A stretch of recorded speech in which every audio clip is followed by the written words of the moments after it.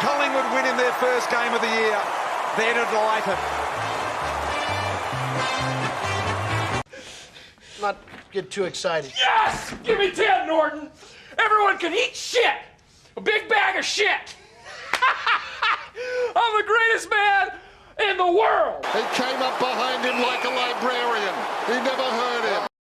G'day guys, Nate here, coming at you with the opening round review of Collingwood's 12-point win over St Kilda Sunday night, the MCG. Collingwood 11-12-78, defeating St Kilda 9-12-66. In the title, it's pretty straightforward. This was a professional win by Collingwood to start the season, and that's being optimistic on this win, I reckon. I said it to my mates after the game. It wasn't scrappy. And I said it was scratchy, but I don't think it was scratchy for that matter. It's just a simple professional win. If this was round 15 in the season or towards the end of the season, I'd be a little bit worried just with some areas of improvement and just a lack of polish overall in this game. But it is opening round. Get the cobwebs out of the way. The toughest win of the season is your first win of the season, and that was just that for Collingwood. It's the first time we've won our own season opener since 2023. Bit of coincidence? I think not.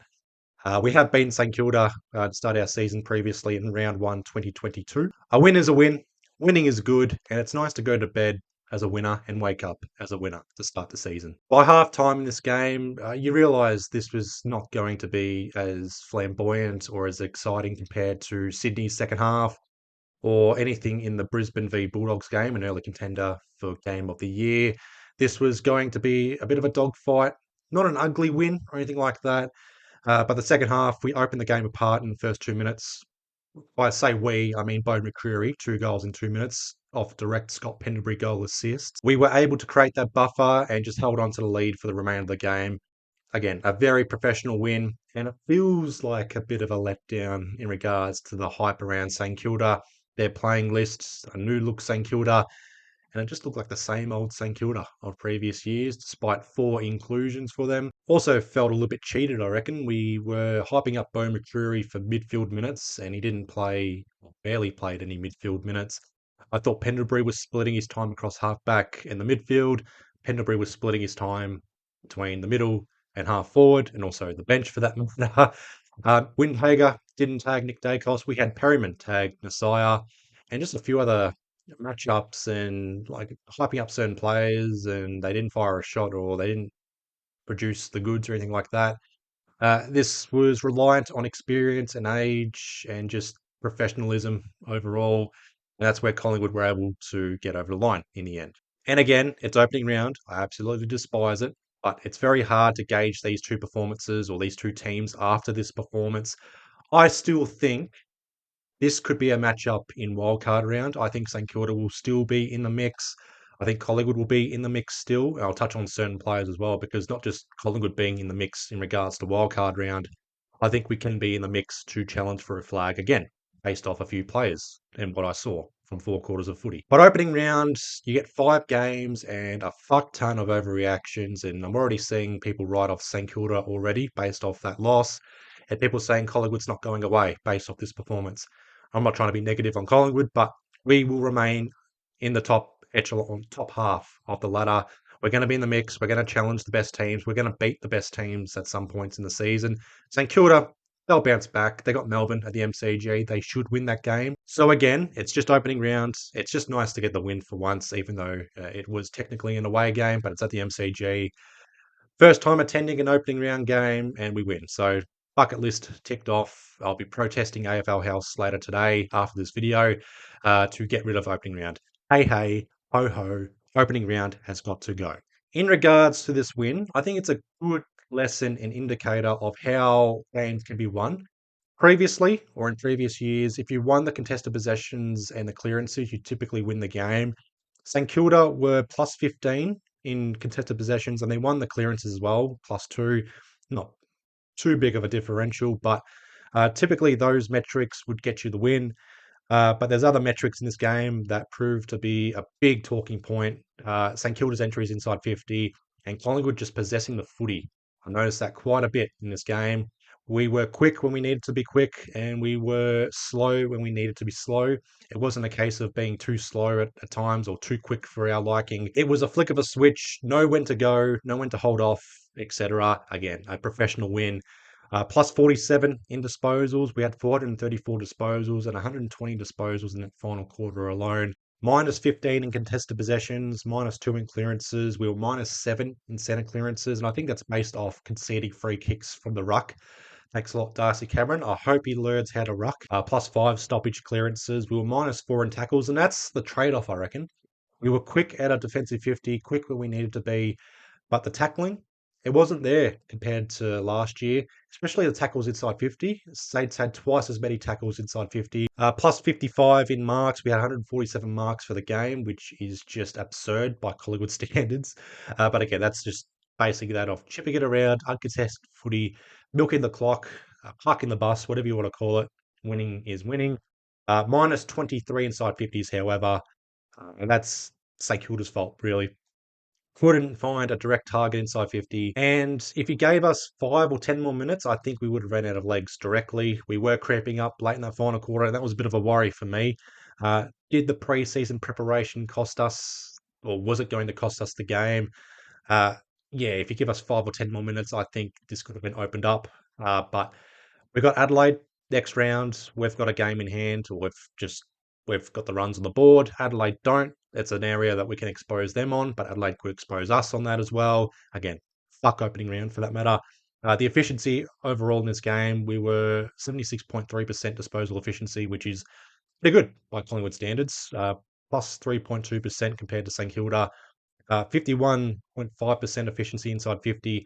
23 scoring shots from 40 inside 50 entries compared to St Kilda. Plus 13.2% there. And goal efficiency as well, 27%, which is pretty good. Like that is finals contender worthy right there. Last year we had it up to close to 30%, a little bit over 30% at times. It went back down to below 25%.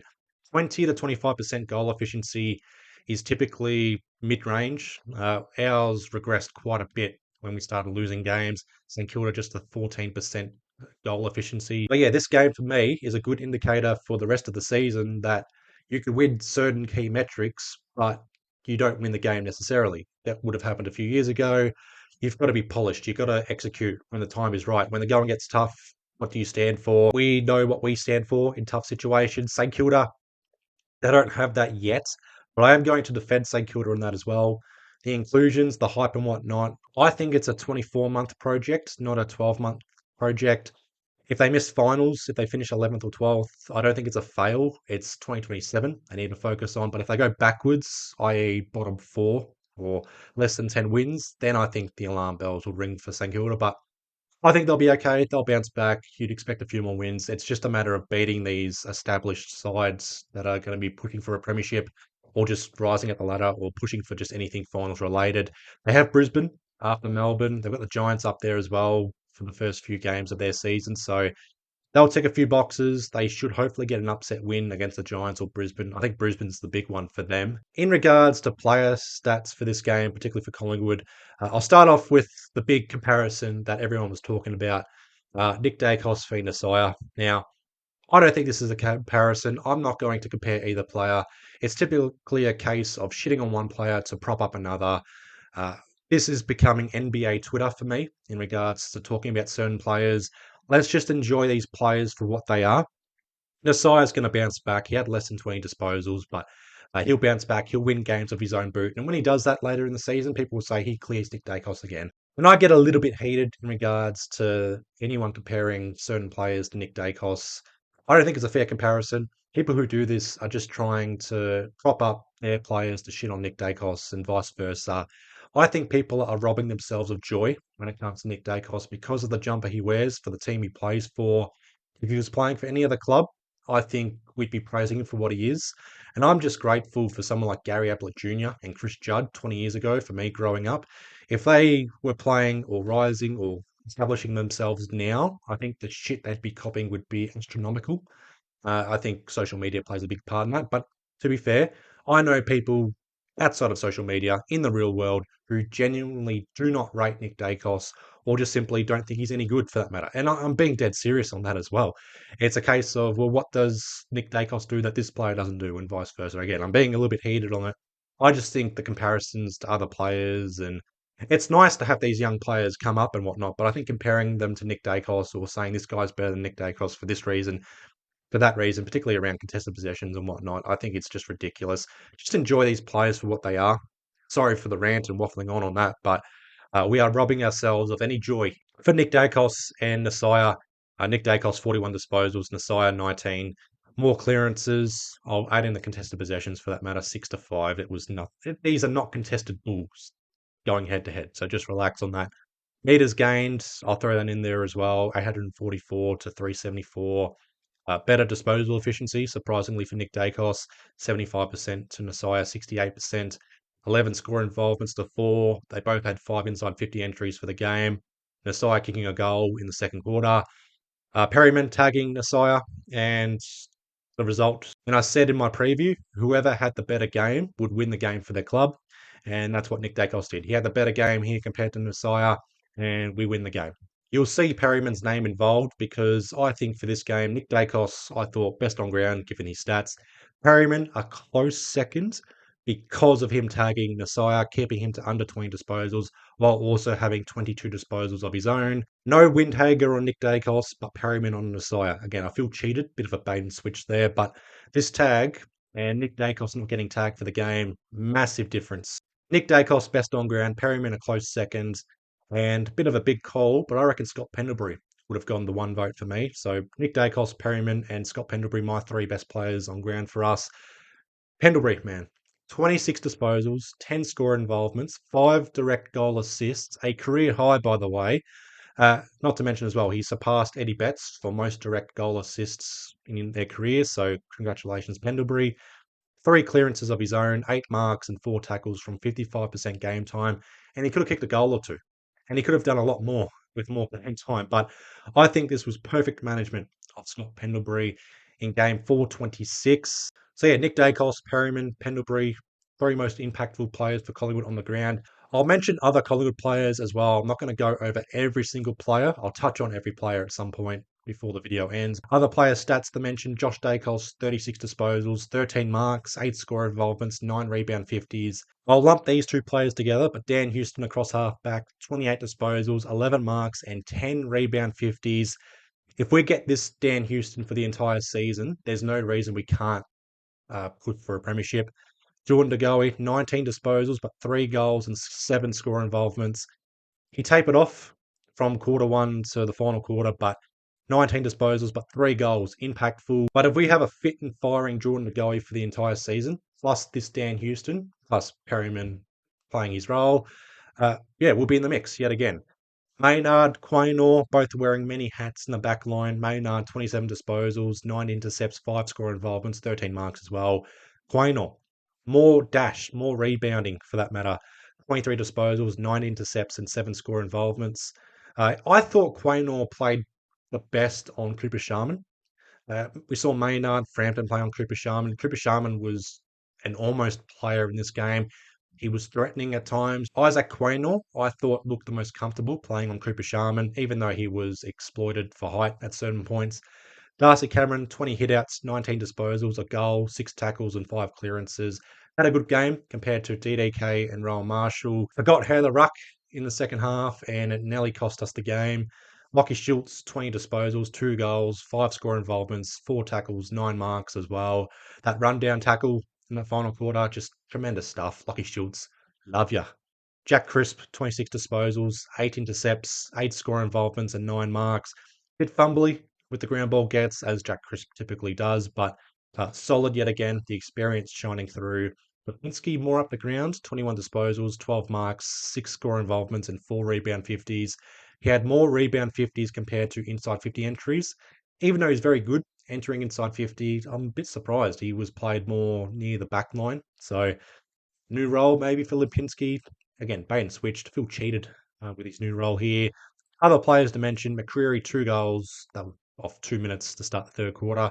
Ned Long, 9 tackles for the game. It was a game high from anyone on the ground. Rowan Steele kicking his first AFL goal and nobody coming around to celebrate it. Rowan Steele should deserve some love and appreciation for kicking his first goal and just having a solid game for that matter. Rowan Steele, I love you. I appreciate you. If I was a Collingwood player and you scored your first AFL goal while I was playing, I would celebrate it with you. And I'd also give Hugo Garcia some shit afterwards. Steele side bottom, Jamie Elliott doing their things. Not big games by them, but we need their experience for the entire season still. Jamie Elliott trying his best to get involved. He got a goal, the final goal of the game for that matter. Side bottom, 15 disposals. Will Parker was solid in the back line. Ed Allen couldn't get into the game, but we need Ed Allen for the entire season. Hopefully he's not dropped. I don't like to see someone like Ed Allen dropped after that performance. You need to give him a good run. He'll get involved. He'll have better games. I don't want to see him have good games, then go backwards and then get dropped. That's just not fair for his development. We need someone like Ed Allen to improve in 2026. And it's a good little segue into the areas of improvement. It's not going to be an ongoing segment. It's opening rounds. It's you get the cobwebs dusted off, a few things to tinker around with. So my areas of improvement from this game, the ground ball gets. I was getting very frustrated on level one, just seeing us not fumble, but we typically just can't pick the ball up cleanly compared to other clubs. Other clubs a lot more cleaner compared to us with the ground ball gets.